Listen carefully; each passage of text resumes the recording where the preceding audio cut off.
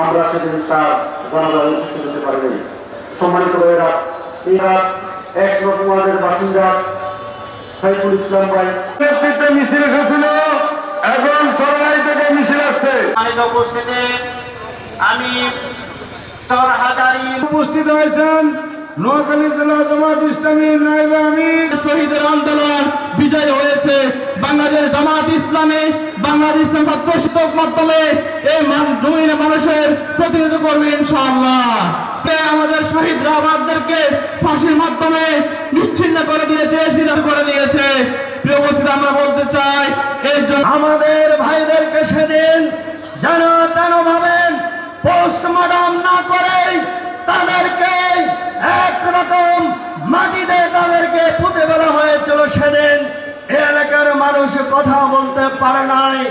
এই এলাকার দুইজন কুখ্যাত সেই ব্যক্তি যারা বলেছিলেন আওয়ামী লীগ পালায় না, যারা বলেছিলেন কাদের পালায় না, আজকে আমি বলতে চাই সেই কাদের আজকে কোথায় পালিয়েছে।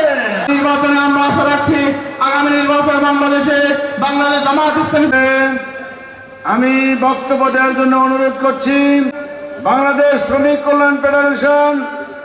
ইতিমধ্যে মুসাফুর থেকে মুসাফুরের আমির করেছে, সেনাবাহিনী ধ্বংস করেছে, বিজেপি ধ্বংস করেছে, প্রশাসন ধ্বংস করেছে।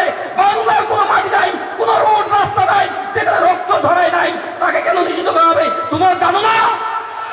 কোম্পানিগঞ্জ উপজেলা শাখার মসজিদ মিশনের সভাপতি কাজের মির্জার সে লেলিহান ষড়যন্ত্রের মোকাবেলা হয়ে যারা নির্যাতিত শ্রমিক জনতা সাত আন্দোলন করেছে, 25 সাল করেছ।